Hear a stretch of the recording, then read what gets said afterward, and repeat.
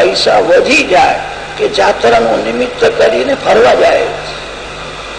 અમે ચારે ધામની જાત્રા કરી આવ્યા, એવી રીતે તો કાગડો પણ કાશીમાં જતો હશે. કાગડા જેવી જાત્રા કરે એનો શું અર્થ છે? તીર્થ જાત્રા વિધિ પૂર્વક જે કરે એ તીર્થ જેવો થાય.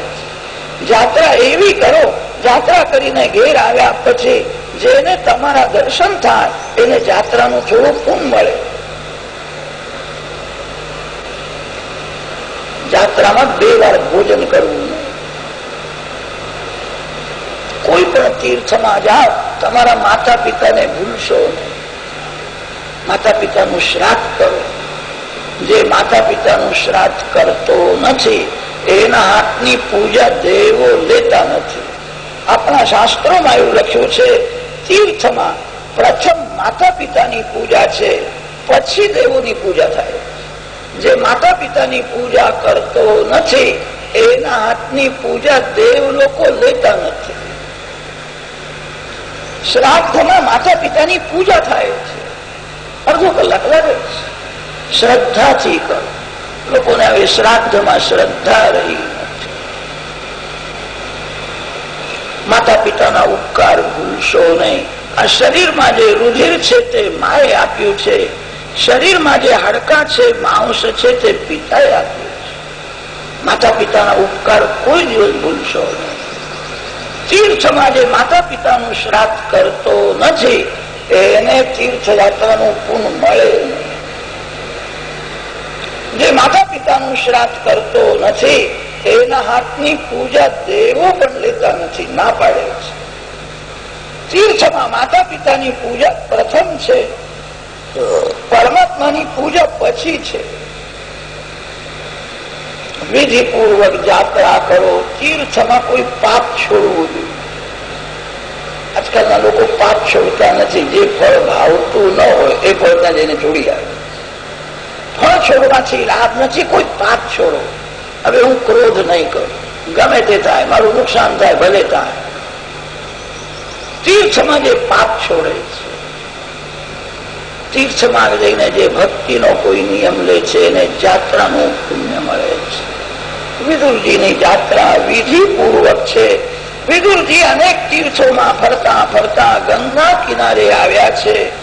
વિદુરજીને મૈત્રેય ઋષિના ત્યાં દર્શન થયા. દ્વારુજ્યુનદ્યા ઋષભ પુરૂણામ મૈત્રેયમાસીનમગાદબોધમ ક્ષત્રોપસૃત્યાચ્યુતભાવશુદ્ધઃ પપ્રચ્છ સૌશીલ્ય ગુણાભિતૃપ્તઃ સુખાય કર્માણિ કરોતિ લોકો ન તૈ સુખમ વાન્યદુપારમં વા વિંદેત ભૂયસ્તતૈવ દુઃખમ યદત્ર યુક્તં ભગવાન વદેન્. મૈત્રેય ઋષિને વિદુરજી વંદન કરે છે. મૈત્રેય ઋષિએ સ્વાગત કર્યું છે, આસન આપ્યું છે. વિદુરજી, આપ કોણ છો તે હું જાણું છું. આપ મહાન છો. એક દિવસ તો એવો આવે છે બધા જીવ તમારા આગળ હાથ જોડીને ઉભા રહે છે.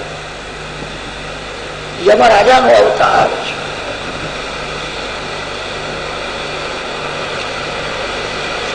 ગંગા કિનારે માંડવ્ય ઋષિ નારાયણનું ધ્યાન કરતા. રાજભેદમાં ચોરી કરીને ચોર નાસી જાય છે. સિપાહીઓ પાછળ પડ્યા છે. ગભરાયા. ચોરીનો માલ માંડવ્ય ઋષિના આશ્રમમાં ફેંકી દીધો. ચોરીનો માલ મળ્યો તે માંડવ્ય ઋષિને ચોર સમજીને પકડ્યા. આ સાધુનો વેશ લઈને બેઠો છે. પકડો. રાજાએ વિચાર કર્યો નહીં અને કહ્યું બધાને શૂળીએ ચઢાવો. બીજા ચોર તો મરી ગયા. માંડવ્ય ઋષિ શૂળીના અગ્રભાગમાં 24 કલાક બેસી રહ્યા. મહાન જ્ઞાની તપસ્વી છે. શૂળીનો પ્રવેશ થયો નહીં. આ કોઈ સંત છે. રાજાએ ક્ષમા માંગી. ત્યારે માંડવ્ય ઋષિએ કહ્યું તને હું ક્ષમા આપું છું, યમરાજાને હું સજા કરવા જઉં છું. મેં કોઈ દિવસ પાપ કર્યું નથી, યમરાજાએ મને આવી સજા કેમ કરી? જેને પાપ કર્યું નથી એને યમરાજાની પણ બીક લાગતી નથી. મારો ગભરાય છે એનું કારણ એ જ છે એને પાપ કર્યું છે. પાપની જ બીક હોય. જેને પાપ કર્યું નથી એને યમરાજાની પણ બીક લાગતી નથી. યમરાજા મને શું કરશે? મેં પાપ કર્યું નથી. યમપુરીમાં ગયા છે. યમરાજાએ સ્વાગત કર્યું. માંડવ્ય ઋષિએ કહ્યું, મેં પાપ કર્યું નથી, મને સજા કેમ કરી? સૂર્યે કેમ ચડાવ્યું? યમરાજાના ઘરનો વેપાર ધંધો બહુ મોટો છે, કોઈ વખત ભૂલ પણ થઈ જાય. મહારાજના નામે કોઈ પાપ જમા નથી અને ભૂલથી સજા થઈ.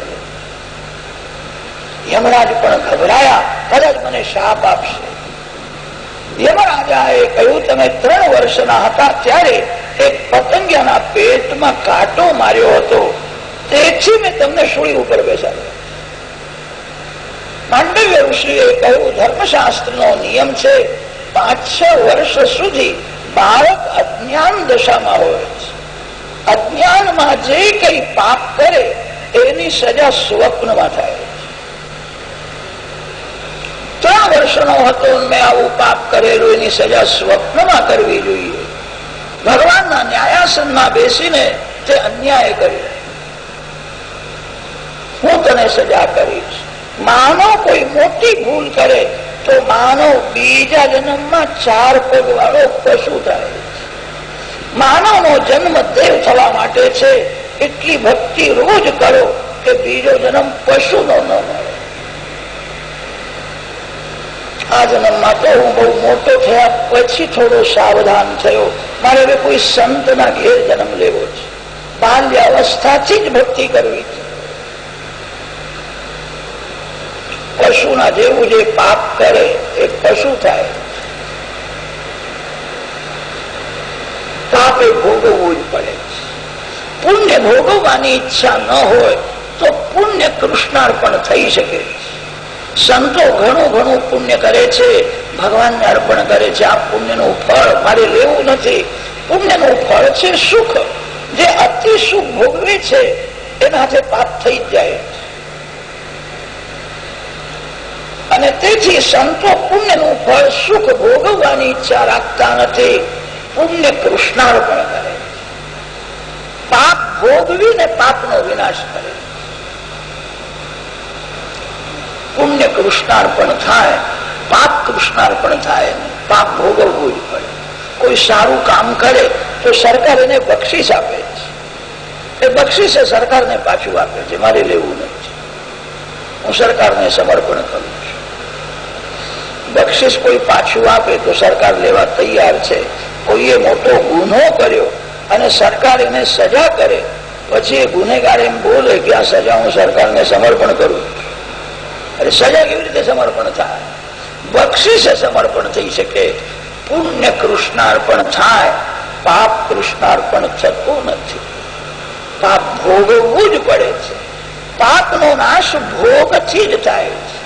પુણ્ય ભોગવવાની ઈચ્છા ન હોય તો પુણ્ય ભગવાનને અર્પણ થઈ શકે.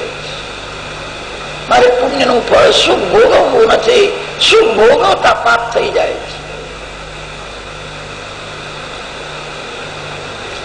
ભગવાનને પુણ્ય અર્પણ કરો, પાપ અર્પણ કરશો. પાપ કોઈ અર્પણ કરે તો ભગવાન જલ્દી પાપ લેતા પણ નથી. કેટલાક લોકોનો એવો નિયમ હોય છે, સાયંકાળે ઘેર જતા પહેલા મંદિરમાં દર્શન કરવા જાય છે. મંદિરમાં ભગવાનના દર્શન કરીને હાથ જોડીને કહે છે, સવારથી અત્યાર સુધી બજારમાં જે કઈ થયું, કાયેન વાચા મનસેન્દ્રિય હીરવા, જે કઈ કાળું ધોળું થયું છે બધું નારાયણ એથી સમર્પયા, હું તમને અર્પણ કરવા આવ્યો છું. ભગવાન કે જે કેવો દુષ્ટ છે, પાપ મને અર્પણ કરવા આવ્યો છે. સારામાં સારું જે હોય એ ભગવાનને અર્પણ કરવું. પુણ્ય કૃષ્ણાર્પણ કરો, પાપ કૃષ્ણાર્પણ કરશો નહીં. પાપ ભોગવવું જ પડે છે. જાણીને પાપ કરે કે અજાણતા પાપ કરે. તમારી ઈચ્છાથી પાપ કરે કે બીજાની કોઈ ઈચ્છાથી પાપ કરે, પાપનો નાશ ભોગથી જ થાય. તારે દાસી પુત્ર થવું પડશે. યમરાજાને માંડવ્ય ઋષિનો શાપ થયો તો યમરાજા વિદુરજીના સ્વરૂપે પ્રગટ થયા. વિદુરજી, આપ મહાન પુરુષ છો. પ્રવાસમાં હું શ્રી કૃષ્ણ દર્શન કરવા માટે ગયો હતો ત્યારે ભગવાનના મુખમાંથી આ શબ્દ નીકળ્યો હતો, વિદુરના ઘરમાં મેં ભોજન કર્યું. વિદુર મને યાદ આવે છે, માલિક અતિ ઉદાર છે, કોઈનું ઋણ રાખતા નથી, વ્યાજ સાથે આપે છે. હું હસ્તિનાપુરમાં ગયો હતો ત્યારે વિદુરના ઘરમાં મેં ભોજન કર્યું. વિદુર મારો છે, મને બધા મળ્યા, વિદુર મળવા આવ્યો નહીં. વિદુર મારો છે. ભગવાન જેને કે તું મારો છો એનો બેડો પાર છે. પરમાત્મા સાથે એવો પ્રેમ કરો, એવી ભક્તિ કરો કે ભગવાન કોઈ દિવસ એવું બોલે કે તું મારો છો. મંદિરમાં ઘણા લોકો જાય છે અને ભગવાનને કહે છે ત્વમેવ માતા ચ પિતા ત્વમેવ, તમે જ મારા માતા પિતા છો, સર્વસ્વ છો. ભગવાન બધાની વાતો સાંભળે છે પણ કોઈને ભગવાન એવું કહેતા નથી કે તું મારો છો. ભગવાન વિચાર કરે છે, મંદિરમાં આવે છે ત્યારે તો બહુ ગાયો થઈને આવે છે, ઘરમાં ગયા પછીનું ડાપણ ક્યાં જાય છે કઈ ખબર પડતી નથી. પત્નીને કહે છે તું મારી અને હું તારો. મંદિરમાં જે ભગવાનનો હતો એ ઘેર ગયા પછી એક સ્ત્રીના આધીન થઈ ગયો, પુરુષના આધીન થઈ ગયો. જીવ જ્યાં સુધી કોઈ માનવનો છે ત્યાં સુધી ભગવાન એને પોતાનો માનતા નથી. હું ભગવાનનો જ છું. જીવ કોઈ જીવનો થઈ શકે નહીં. જીવ ઈશ્વરનો અંશ છે. જન્મથી જીવ ઈશ્વરનો છે અને મર્યા પછી પણ જીવ ઈશ્વરનો જ રહે છે. હું ભગવાનનો જ છું, બીજા કોઈનો નથી, એવું જે મનથી સમજે છે. પરમાત્મા સાથે જે પ્રેમ કરે છે ભગવાન એને કોઈ દિવસ કહી દે કે તું મારો છો. મોર મોર સબ કોઈ કહે બંધુ મચાવત શોર, મોર પંખ વારે પ્રભુ કહું નાથ અબ મોર. વિદુરજી, તમે બહુ ભાગશાળી છો. પ્રવાસમાં ભગવાન વિરાજતા હતા, તમને સારું લગાડવા માટે હું કહેતો નથી, ભગવાનના મુખમાંથી શબ્દ નીકળ્યો હતો, વિદુર મારો છે, બહુ લાયક છે, તમે બહુ ભાગશાળી છો. વિદુરજીને આનંદ થયો. ભગવાન એવું બોલ્યા કે વિદુર મારો છે. ધ્યાયન ગતે ભાગવતે રુરોધ પ્રેમ વિહ્વલા, આંખમાં આંસુ આવ્યા છે. પ્રભુએ મને અપનાવ્યો છે. મેં કોઈ દિવસ પ્રેમથી પૂજા કરી નથી, મેં ભગવાનના નામનો જપ કર્યો નથી, છતાં પ્રભુએ કૃપા કરીને મને અપનાવ્યો છે. વિદુરજી સતત ભક્તિ કરે છે. એમને એવું લાગે છે મેં કોઈ દિવસ પૂજા કરી નથી, મેં કોઈ દિવસ જપ કર્યો નથી, હું પાપી છું, અધમ છું, મારા ભગવાનનું નામ જ પતિત પાવન છે. મારા જેવા પાપીને ન અપનાવે તો એમને પતિત પાવન કોણ કહે છે? પ્રભુએ કૃપા કરીને મને અપનાવ્યો. વિદુરજીને ભક્તિમાં સંતોષ નથી. ભક્તિમાં જેને સંતોષ થાય છે એની ભક્તિ કાચી છે. ભોગમાં સંતોષમાં, ભક્તિમાં લોભ રાખો. ભગવાન એવું બોલ્યા હતા, વિદુર મારો છે. વિદુરજી, તમારે કઈ પૂછવું હોય તો મને પૂછો, પ્રભુની આજ્ઞા થઈ છે. આ જગતની ઉત્પત્તિ કેવી રીતે થાય છે તે ક્રમ ગઈકાલે જે કથા વર્ણન કરી તે ફરીથી આવી છે. ઉત્પત્તિની કથા ભાગવતમાં એક બે વાર ને અનેક વાર આવે છે. આ જગત જોઈને માનો થોડો વિચાર કરે, આ જગત જેને બનાવ્યું છે કેવો હશે? નારીઓના અંદર ભગવાન પાણી કેવી રીતે ભરતા હશે? મોરનું ઈંડું ધોળું હોય છે, અંદર રંગ ભગવાન કેવી રીતે ભરે છે? સંસાર એ જ ભગવાનનો ચમત્કાર છે. ઘણા લોકોને ચમત્કાર જોવાની ઈચ્છા હોય છે, સંસાર એ જ પ્રભુનો પ્રભાવ છે. તેથી ઉત્પત્તિની કથા અનેક વાર આવે છે. ગઈકાલે જે કથા વર્ણન કરી હતી તે ફરીથી અહીંયા આવી છે. 24 તત્વો ભગવાનના સંકલ્પથી ઉત્પન્ન થયા છે. બ્રહ્માજી પ્રગટ થયા. બ્રહ્માજીએ તપશ્ચર્યા કરી ભગવાનની આજ્ઞા થઈ પ્રજા નિર્માણ કરો, સૃષ્ટિને વધારો. ત્યારે બ્રહ્માજીએ ભગવાનને કહ્યું છે હું પ્રજા નિર્માણ કરીશ. કોઈ દિવસ મને એવો અભિમાન ન થાય કે આ જગત મેં બનાવ્યું. આપ એવી કૃપા કરો. સુંદર સંસારની રચના કર્યા પછી મારું મન બગડે. બ્રહ્માજીને પણ ભય લાગે છે. સુંદર સંસારની રચના કર્યા પછી કદાચ મારું મન બગડી જાય તો વાસનાથી મને બચાવો, અભિમાનથી મારું રક્ષણ કરો. મને કોઈ દિવસ અભિમાન ન થાય કે આ જગત મેં બનાવ્યું છે. સુંદર સંસારની રચના કર્યા પછી મારું મન બગડે નહીં. આપ મારા હૃદયમાં વિરાજ.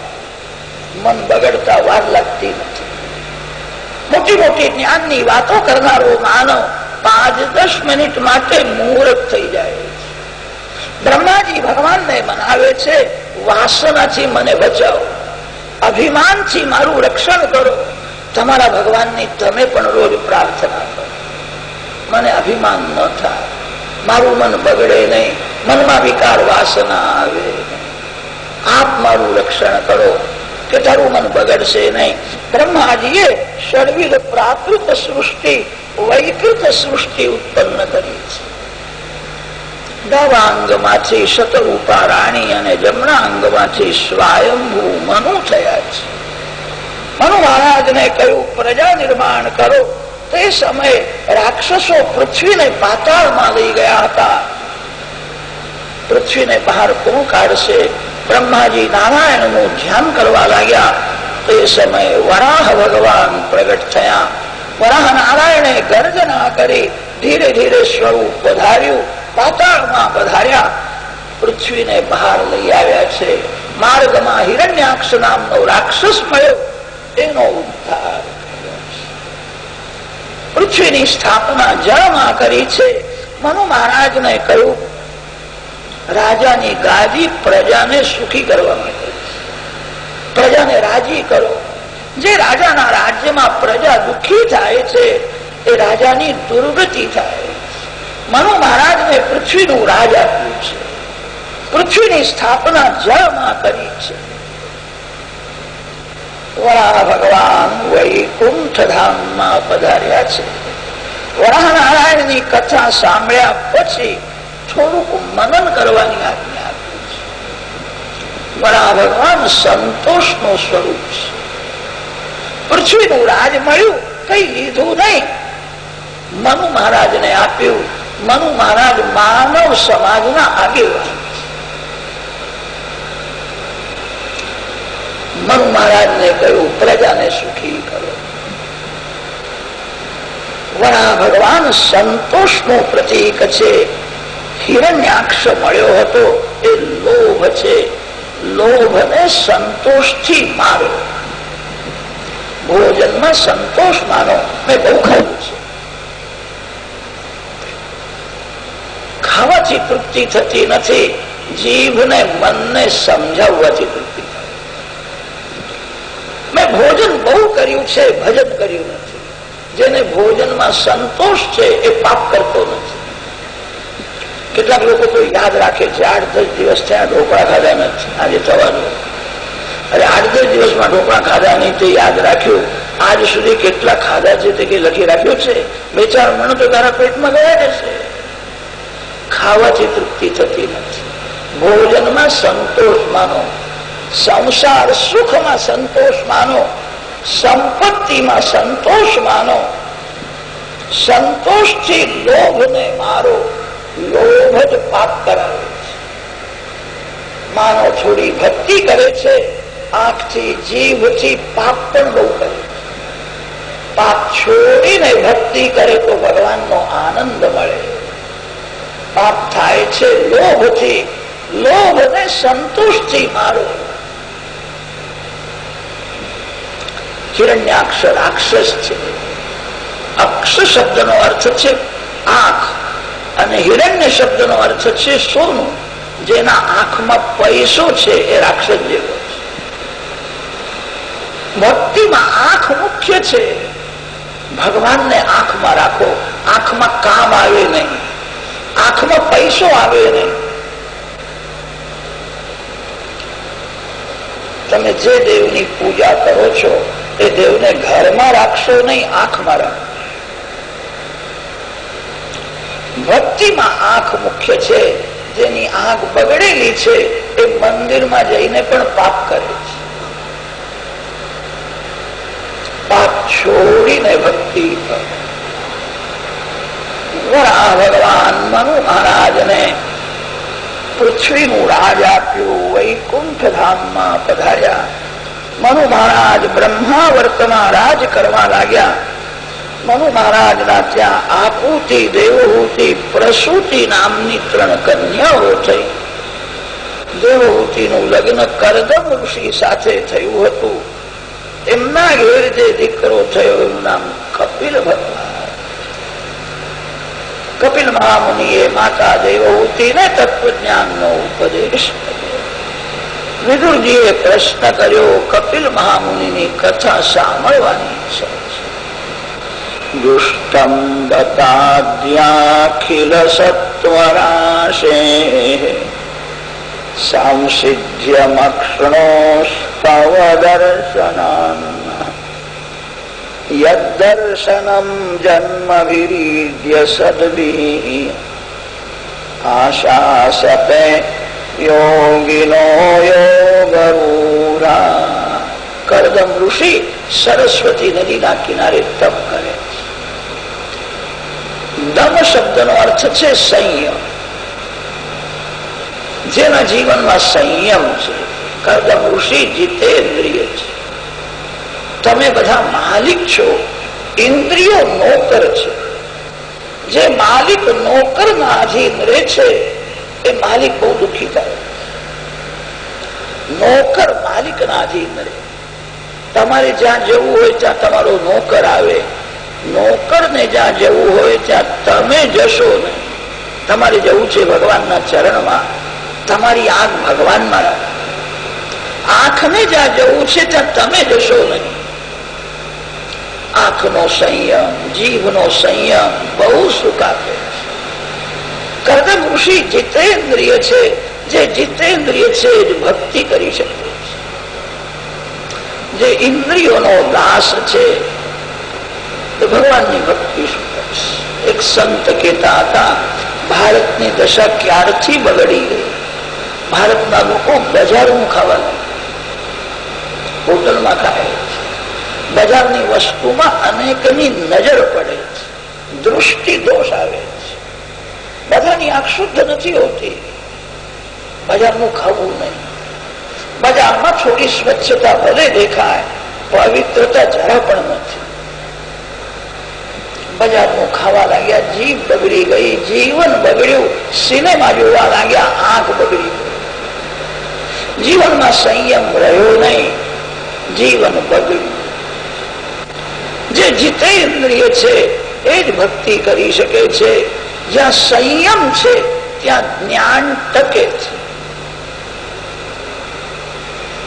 જે ઘડામાં પાણી ભરવાનું છે એ ઘડાની લોકો કાળજી રાખે છે, કાણું પડે નહીં. ઘડાને કાણું પડ્યું હશે તો પાણી બધું બહાર નીકળશે. શરીર ઘડામાં પાણી, જ્ઞાન રૂપી પાણી ભરવું છે. ઇન્દ્રિય રૂપી છિદ્રોમાંથી આ જળ બહાર જાય. આંખનો સંયમ રાખો, બહુ સુખી થશો. જીભનો સંયમ રાખો, તમે સુખી થશો. સંપત્તિથી થોડું સુખ મળે છે, સંયમથી બહુ સુખ મળે. કરદમ ઋષિ જીતેન્દ્રિય છે.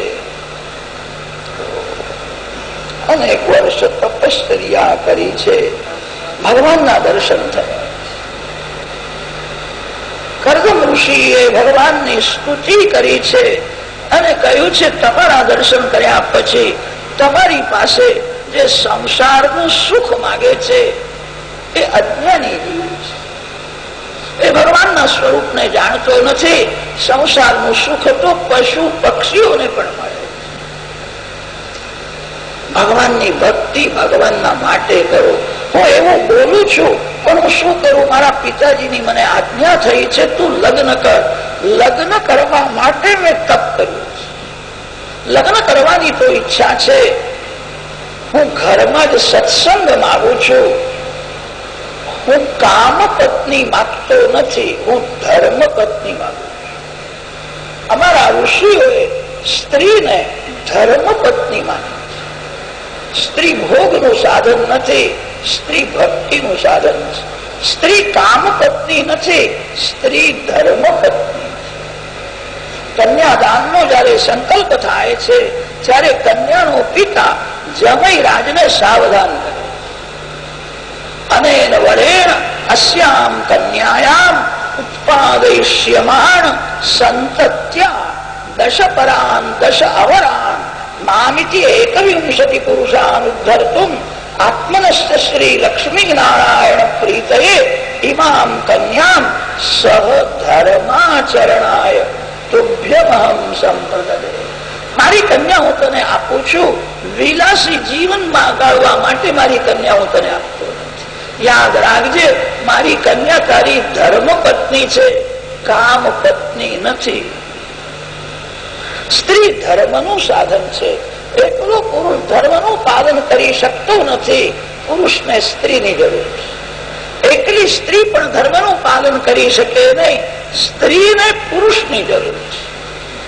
શાસ્ત્રોમાં એવું વર્ણન છે, સ્ત્રી હૃદયમાં સ્નેહ વધારે હોય.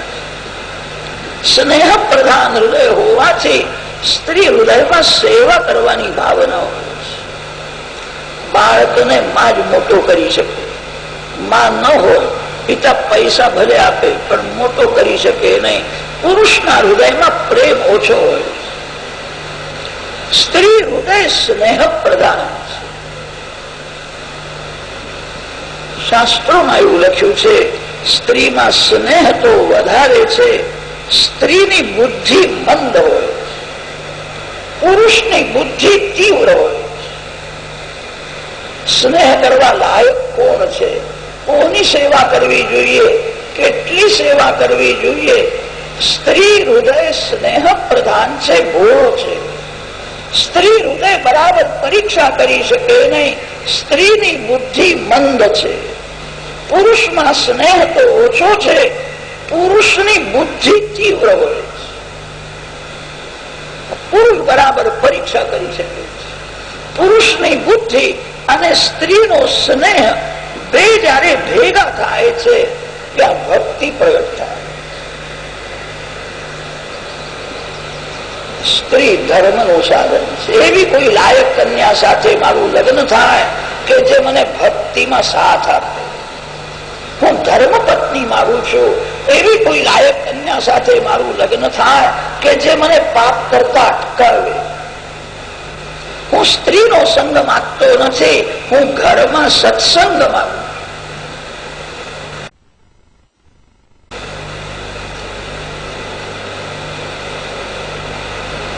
પ્રભુએ કહ્યું એવું જ થશે. મનુ મહારાજની કન્યા દેવહૂતિ અતિ સુંદર છે, અતિ સુશીલ છે, બધા જ સદગુણ છે.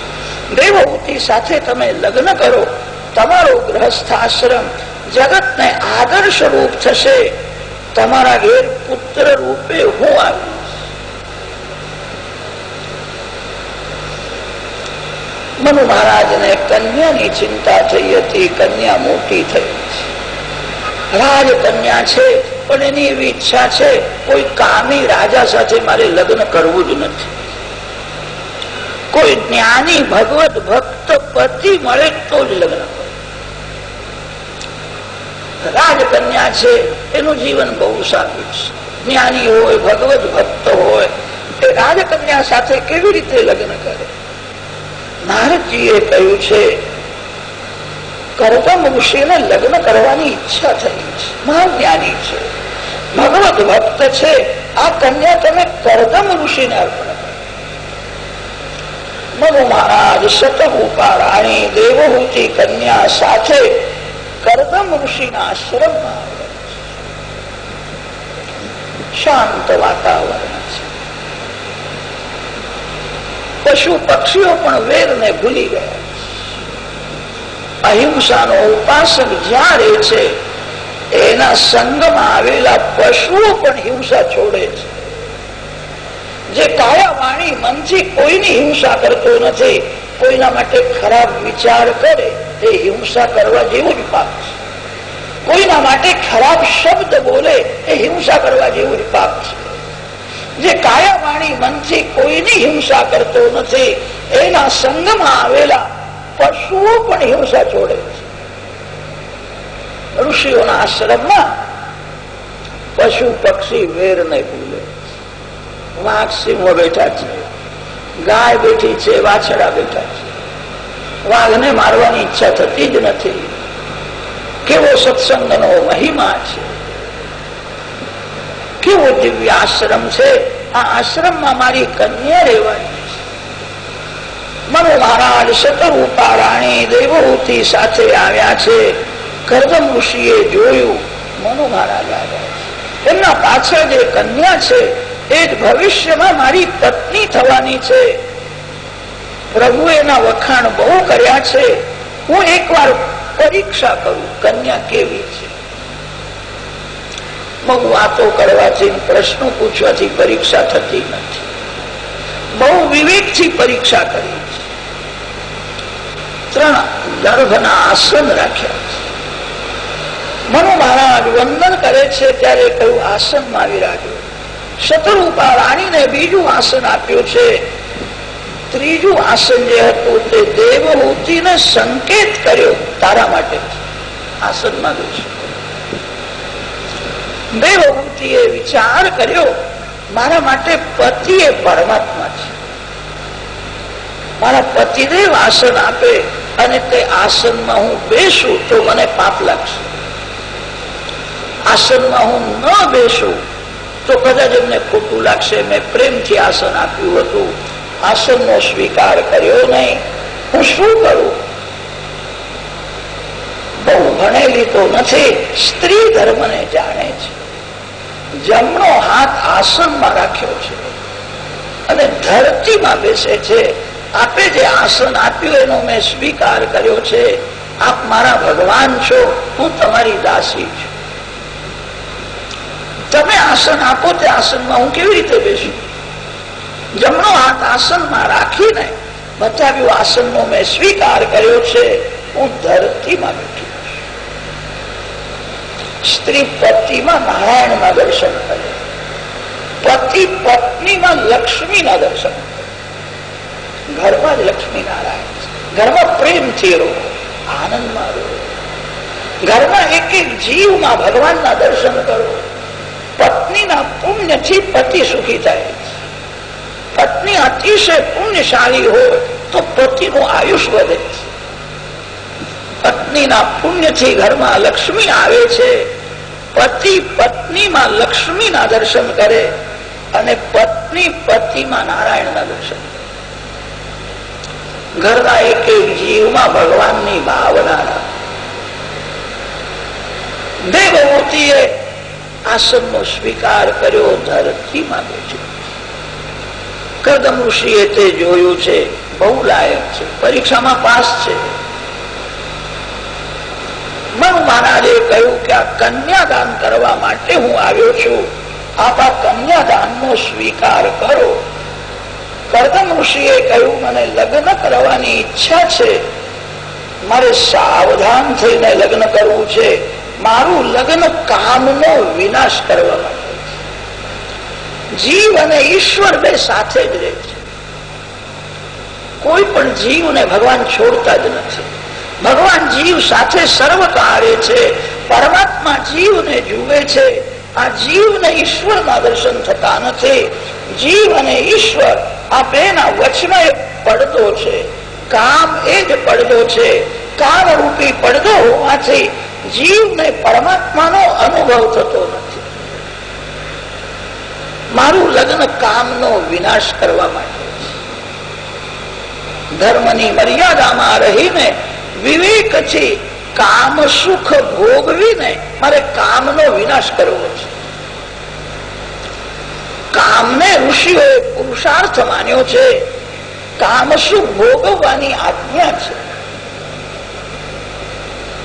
ઋષિ જાણે છે કામ ત્યાગ કરવો બહુ જ કઠિન છે. માતા પિતાના મનમાં કામ વાસના જાગૃત થઈ ત્યારે આ શરીરનો જન્મ થયો છે. શરીર સાથે જ કામ રહે છે. કામ શરીરને છોડતો નથી. વિવેકથી કામ સુખ ભોગવીને કામનો વિનાશ કરવો છે. ભોગના માટે ભોગ નથી, ત્યાગના માટે ભોગ. કામ સુખ ભોગવવાની આજ્ઞા તો છે, તાત્પર્ય ભોગમાં નથી, ત્યાગમાં છે. જીવ કામ ત્યાગ કરી શકતો નથી અને તેથી કહ્યું છે વિવેકથી કામ સુખ ભોગવે. ધીરે ધીરે સંયમને વધારે. ભોગના માટે ભોગ નથી, ત્યાગના માટે ભોગ છે. મારે વિવેકથી કામ સુખ ભોગવીને કામનો વિનાશ કરવો છે. એક બે બાળક થયા પછી મારે સંન્યાસ લેવો છે. અતો ભજિષ્યે સમયેન સાધ્વીમ યાવત તેજો વિભ્રુયાદાત્મનો મે. મારે સંન્યાસ લેવો છે. મનુ મહારાજને આશ્ચર્ય થયું છે. લગ્નની વાતો ચાલે છે અને આ કે છે એક બે બાળક થયા પછી મારે સંન્યાસ લેવો છે. દેવહૂતિના સામું જોયું છે. બેટા તે સાંભળ્યા શું બોલે છે? તને છોડીને સંન્યાસ લેવાના છે. દેવહૂતિ બહુ રાજી થઈ. મારા પતિદેવ જે બોલે છે તે મને બહુ ગમે.